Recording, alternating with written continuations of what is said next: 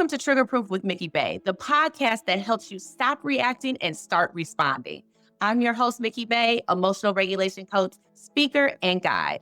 Each week, we'll explore real stories, practical tools, and conversations that will help you stay calm, confident, and in control, no matter what life throws your way. Let's get started. So I'm Mikki Bey. I'm an emotional regulation coach for high achievers, and I teach women how to get out of chaos and into calm. Hey, I'm Jacent. I'm a licensed marriage and family therapist and women's wealth coach. I actually paid off over $90,000 in 3 years before I turned 30 and realized what connections there were between mental health and money. Now I get to help women all over the world be able to manage, make, and multiply their money with ease. Good afternoon. Good afternoon. How are you? Good. How are you? I'm doing great. Where do you live? I actually live in Las Vegas, so it's still morning for Uh, me. oh, okay. Okay. It's cool. Nice. I'm in Atlanta. Oh, So there. it's perfect afternoon for me. 1 o'clock over here. I love it. I love it. I'm so grateful. I'm really excited to chat. And Yeah, um, likewise.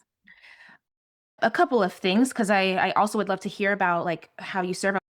I was watching your video, like the preparation video that you usually send out to folks, just that I can make sure to add you to my referral list as well when I'm working with folks or be able to send Yeah. them the right way. So I love making sure to have the best people to send women to, because I work mostly with women. So I would love to hear a little bit about that stuff too. But I do have some questions because, like I mentioned, I'm doing some research for my second book. I self-published my first one, and then I think it was last year. So that was in 2022. Last year, someone had heard me on a podcast from 2022 or so and reached out, an editor from essentially the same publishing house as The Psychology of Money. So Amazing. oh, it's really exciting. So I'm like, okay, but life. My husband had a stroke about 2 years ago, so it's been like life.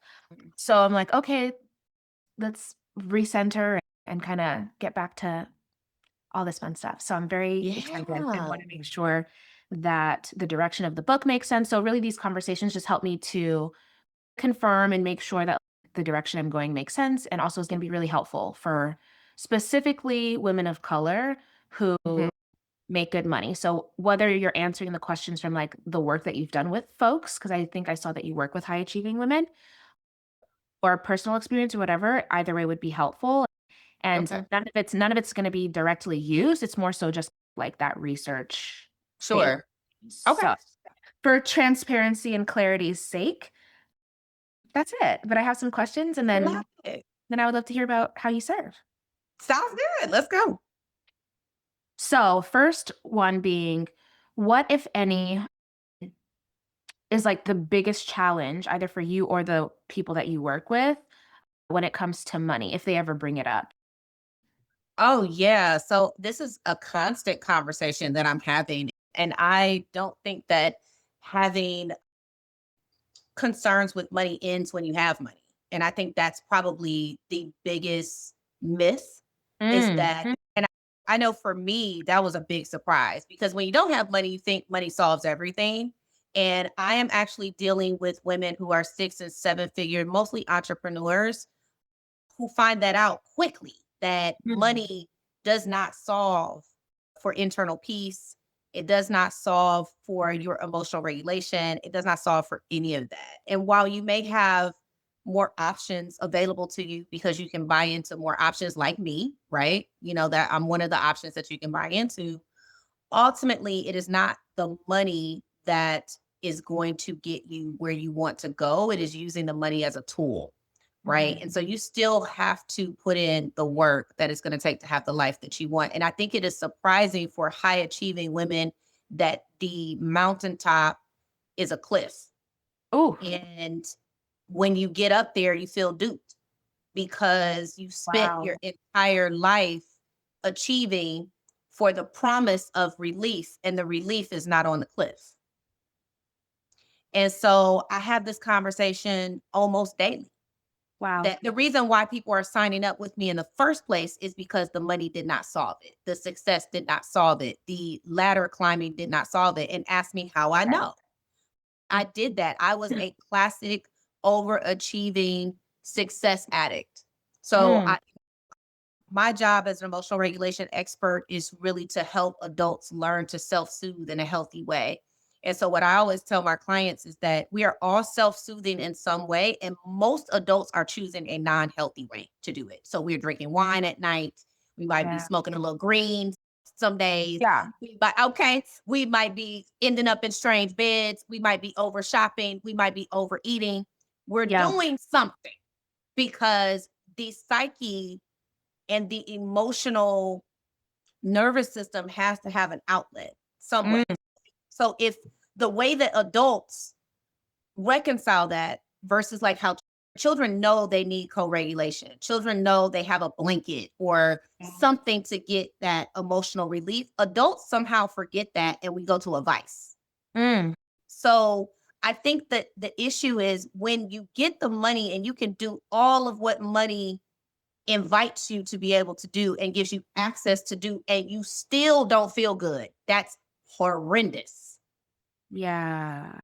So it is not a conversation that stops because you have money. In fact, I think the volume is louder Mm. because at least when you don't have money, you have this carrot in front of you. Mm. And when you have money, that carrot is not dangling the way that it used to. And I know you know this, but the psychology behind making more money is that there's a threshold from when you go from like making under six figures to making six figures, that then the amount of joy and happiness is not commensurate with necessarily your income going up or your revenue going up. So good. Ugh, you hit on all the things that I see, and I'm sure gosh, and that's a part of why I'm so passionate about writing this book because there's a lot of money books, but I don't feel like I've seen one specific to this where it's money actually isn't the problem anymore. It's coming in now. And now we have to actually attend to these other areas.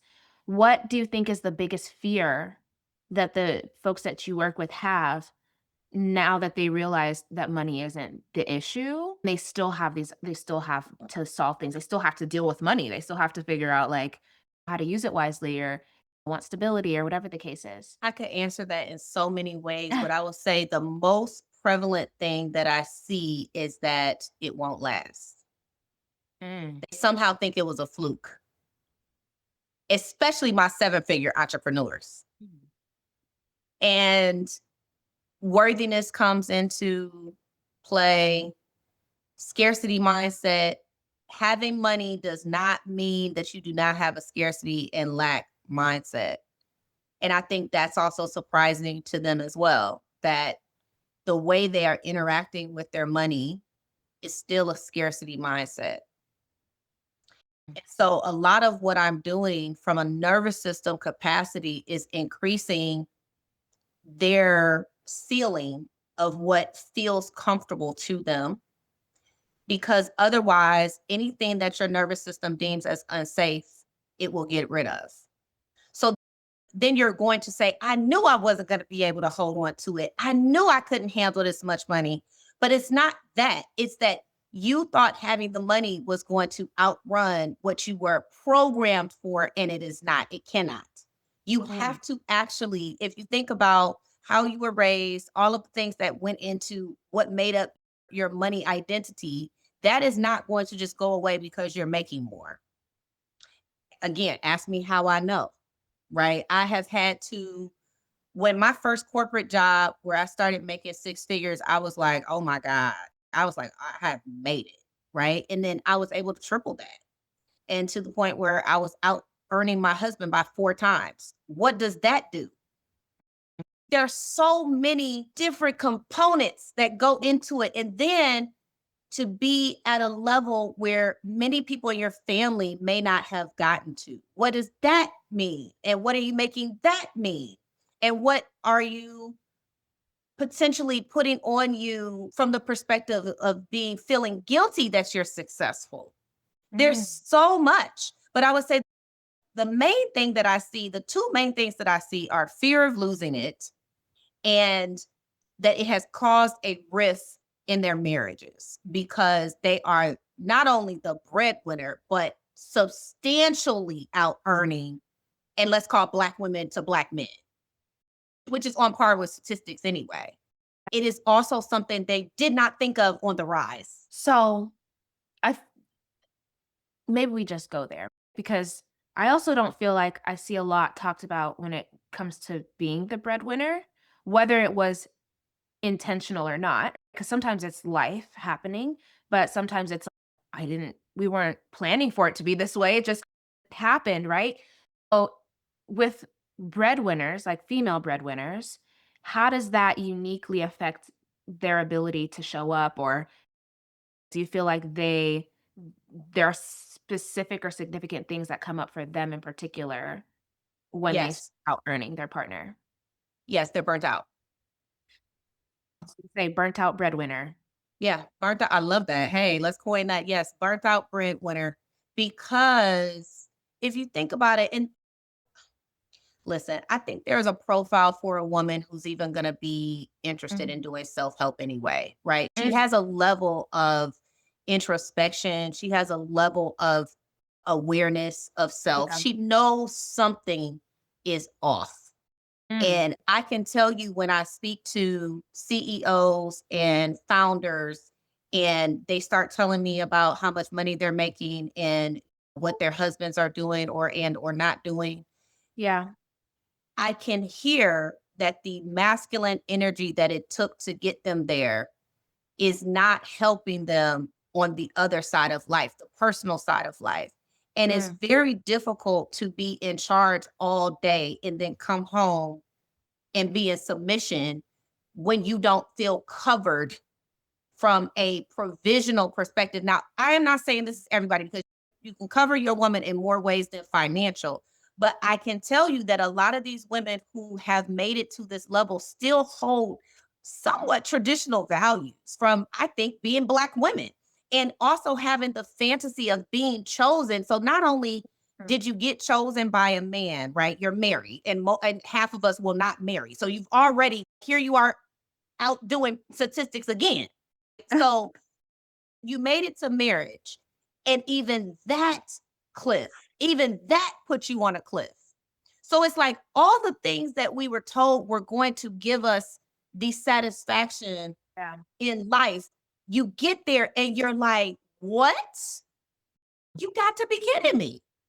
And so I think the thing that I see most often is helping these women get out of their masculine energy and back into being a feminine energy led leader.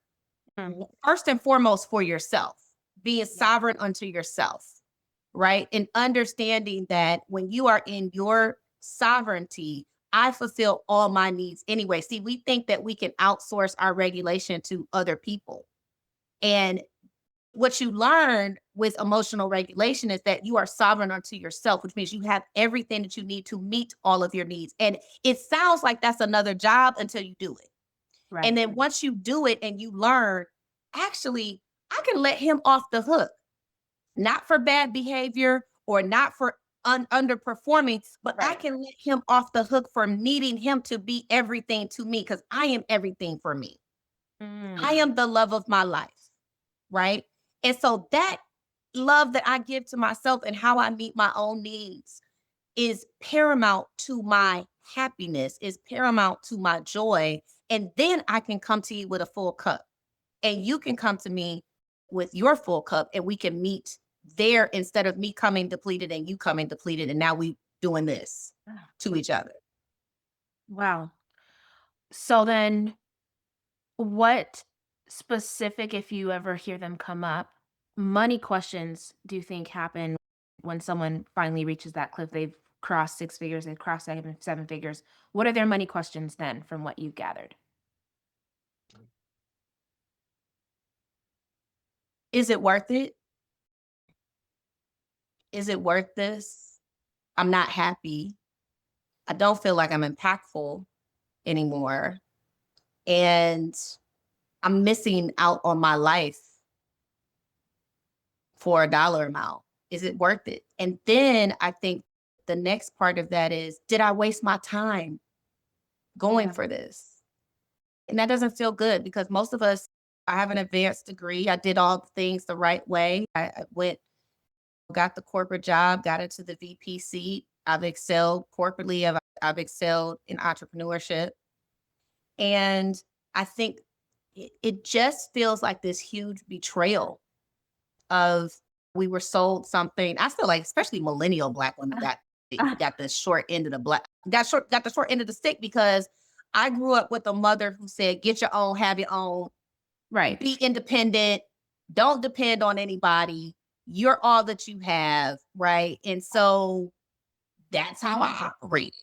And so I think the money questions that I started to have as success became monetary, because I've experienced it both ways. I've experienced it from a passion perspective and I've experienced it from a monetary perspective. And only now in the career that I have do I have monetary and purpose in the same occupation. And I think the question becomes, how long can I make it like this? Because I know that there's an end date. I'm burning the candle at both ends. Mhm. And so how can I be more supportive of myself, which is why people make it to me in the first place, because they are feeling like their runway. So ultimately, these high performers have stopped performing. Mhm. And for a high performer, high achieving, high earning woman, that is like death. Yeah. And so I think the question you start asking around money is, how can I have more of my life without sacrificing my lifestyle? And let me find the answer to that, because you have done it the way that we were supposed to, and that didn't work. So now it's like they come to me and they're like, do I even want this? Do I even care?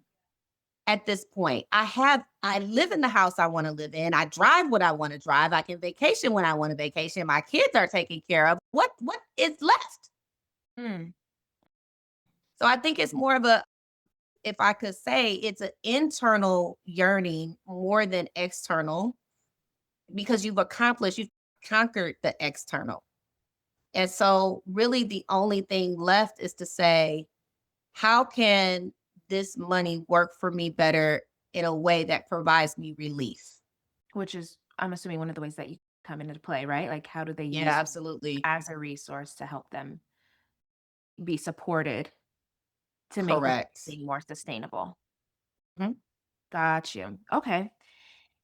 So then, do they have, is there any common denominators in what you see as far as what they want on the other side of, now that they know that like money's not going to solve all their problems, right? So now what becomes, okay, now this is what freedom looks like for me if I can get there. Yes, I do. I would actually love to show you a snippet of a video so that you can see a testimonial from one of my clients, which I will show you in just a second, but I'll sum it up for you. So basically, this particular client came to me. She's a seven-figure techpreneur. And she was like, listen, I do this. And the fact that I'm not doing this, I don't know what's going on. That I Yeah. can't even force myself to do Yeah. this. And so she came to me thinking that I was going to give her mojo back, essentially. She was like, okay, Mickey's going to kick me in the pants. She's going to activate me and get me back to my high performing Right. stature. And she ended up saying what I did for her was far greater, because I was able to sit her down in such a way that what she came for, she ended Yeah. up not even wanting that. She wanted something much deeper after that. She realized that everything that Yeah. she wanted was not what she wanted at all. And so, if I had to answer that question of what she was really saying, is that the only thing I care about at this point is feeling good on the inside of my body. Mhm. And if I don't feel good on the inside of my body, it does not matter how much Mm. money I'm making. And that to me is all the fuel I need to keep going and doing what I do, because ultimately that is my soapbox that I stand on, is that if you don't really live in Vegas, I don't really live in Atlanta, I live on the inside of my body. And Facts. so if it does not feel good on the inside of my body, I got a problem. Mhm. And so what she found is that everything she was searching for, it was already in her. That's my job. My job is to point you back in and for you to know that there's a lake in the inside of you that you can lay out at any time. And once you figure out that lake is on the inside of you, then everything else externally is a bonus. Right. It's not it's not your whole life. If it were to go away tomorrow, you'd be okay. Mm. But you don't believe that when you are in the rat race. So I think that's the main thing that they find out is that ultimately we had it in reverse, that Yeah. we were going for the external validation when all along it was on the inside of us. I love it. That's deep. And that's a testament to the work, right? Because someone comes in with what they think they want and they leave with more. That means like the work worked. Yes, Yeah, exactly. the work worked. I love that. Okay. So then is it one-to-one work that you do or what does the work with you look like in particular? So I have multiple ways that you Mhm. can work with me. So yes, I do have a one-on-one container. And since we're talking about money, let's talk about money, right? So it's a five-figure investment all the way up Mhm. to a six-figure investment. It just Yeah. depends. So everybody's investment is different based on the level that they are, because it's not really based on what I'm doing per se. It's based on what is enough skin in the game for them to work on something that is invisible. So I don't have a standard that I Yeah. charge. There may be someone who I charge 15,000 for their transformation, and that is commensurate based on what they're making. That would make enough of a I have enough skin in the game to work towards this. I've been doing this for 10 years. I've done it at all different price points. Yeah. People who pay more get better results. It's just a fact because you're not going to be trying to blow Mickey off if you pay me 15,000 and above. You're just not, right? Most people are not. Okay. So yes, there is that container, but then I also have a group coaching container, which is much more nominal and easier for people to invest in. And I encourage people to go, most people I encourage to go into the group container. And Yeah. the reason is because not only is it an excellent way to learn this information, but you get the accountability from me and you also get community. And so many of us are siloed, Yes. especially when you start making a certain amount of money. Mm. I know for me, my first foray into money when I was an entrepreneur, young entrepreneur in my 20s, and I was making a lot of money. I out earned all of my friends, Yeah. and nobody could relate. So the problems that I had trying to make a $13,000 payroll, they Yeah. could not even conceptualize, right? And so that's isolating and lonely. And then when you're trying to heal, Mm. ideally you do not want to do it in silo. And so I really think that for most people the group option is going to be the better option. Now the one-on-one option is for the person that they have a really extenuating circumstance and they need to move quickly, Yeah. right? So you're also paying for speed, you're paying for me being laser focused on your particular situation. So it really just depends on what your particular situation is and how acute it is, right? And then the other thing I have is self-study courses. I have over 9 courses that Mm. people can buy into separately, or they can do a membership and do their own self-study. So I try to make it accessible for everybody because I really believe that if you want to get the information, you should not be priced out from doing that. Yeah. But at the same time, I do know the value of investing in personal development because, again, if you were able to do it on your own, you would have done it. And Mhm. so you know that you're not going to hold yourself accountable and you need somebody, you know, to be there to hold you accountable. Then 9 times out of 10, in order to value it, you're going to need to have a little chunk of change behind it. 100%. And Yeah, people invest in all kind of other stuff, right? Like that's right. you look at their statements or whatever, like they're putting the money elsewhere and the money is a Correct. trail to your treasures.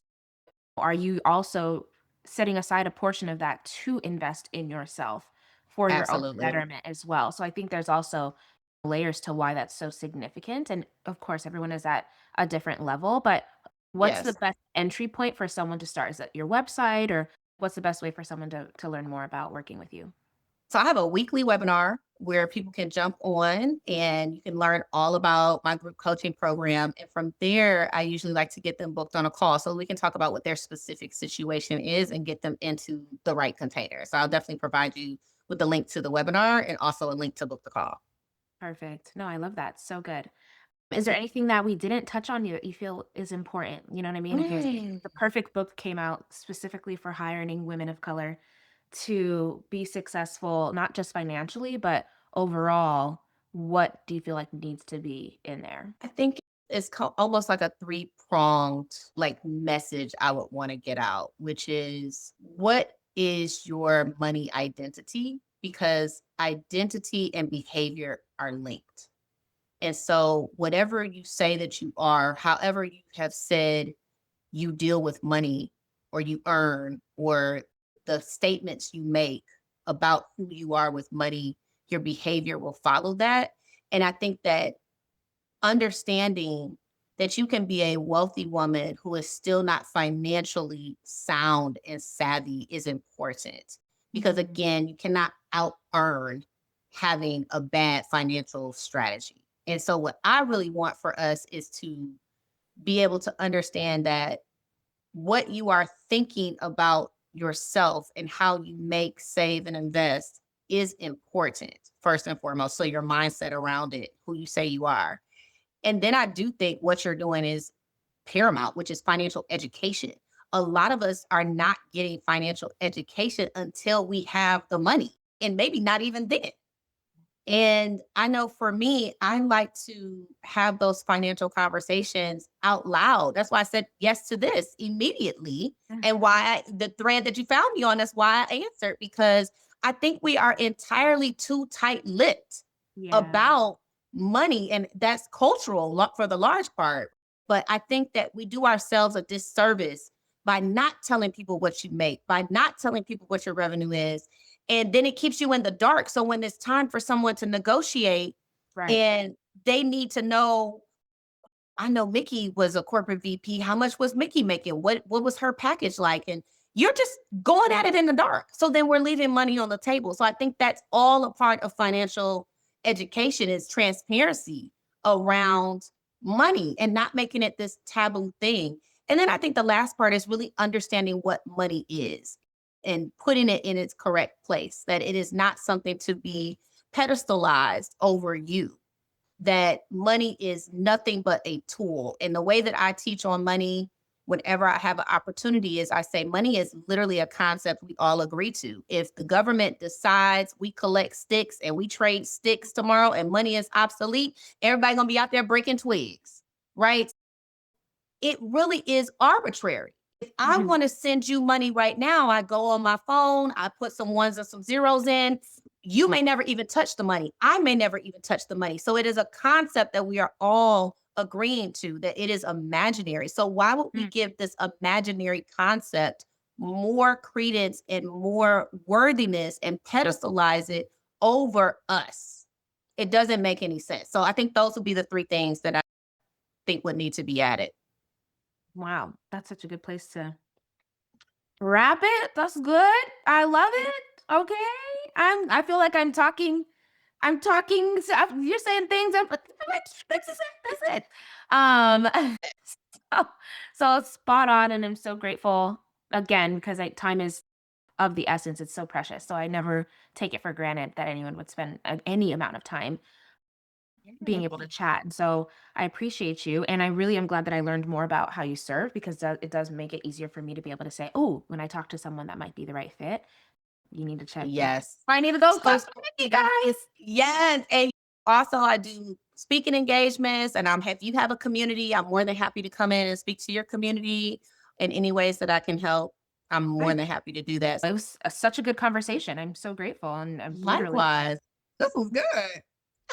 I'm glad that it helped you out. Okay. And it got some things sparking for the folks that you work with. Repurposing. Yes. Listen, we're trying to make our lives easier. All right. Easier than ever. So I'm glad that this is Yes. helpful in some way for you too, as helpful as it was for me. Absolutely. Yeah, Um, absolutely. Thank you so much for inviting me to do this. of course. Yeah, this is the year I'm like, okay, we're time to get back out there fully and all that good stuff. and connect, Mhm. right? Like community and just being able to have conversations Yes. around it because not a lot of people are. And so, like you mentioned, how do we get out of the silos and really begin to be able to spread an impact faster because we're doing the work simultaneous. Like we are in our own lanes doing the work. But if I know you're doing it and I can send someone your way, they're gonna moving much faster, you know what I mean? And that sort of thing. And I may reach out as well because I'm getting ready to do some like strategic partnerships and things like that. So if it makes any sense, Okay. then send it your way too. If you have Yeah, that'd be friends that have amazing. either, yeah, that have graduated or something and they're like, yeah, the over shoppers or whatever the case is. It's like, we can talk about it. And Let so, me tell you what to listen for, okay? Because you might not, even if they're over shopping, they might not attribute it to being right. regulated, right? So, what you really want to listen for is that they are in some type of emotional turmoil, right? So, Mm. it could be that there is a life change, like you had a big life change Oh, with your yeah. husband, had it like, so it could be something like that. It could be going through a divorce, it could Mhm. be losing a job, it could be any of those kind of like life things, and then listen for if they are saying some of those like self-soothing things that you know are unhealthy. Or for instance, there are girlfriends I know who immediately walking in the door, they're busting open a bottle of wine. That's a telltale, right? If you're drinking wine every single night as soon as you get home to down regulate, Mhm. then it's about more than being a connoisseur. So those are the kind of things you want to listen for. And people who are saying, I'm tired, I just don't feel like myself. Yeah.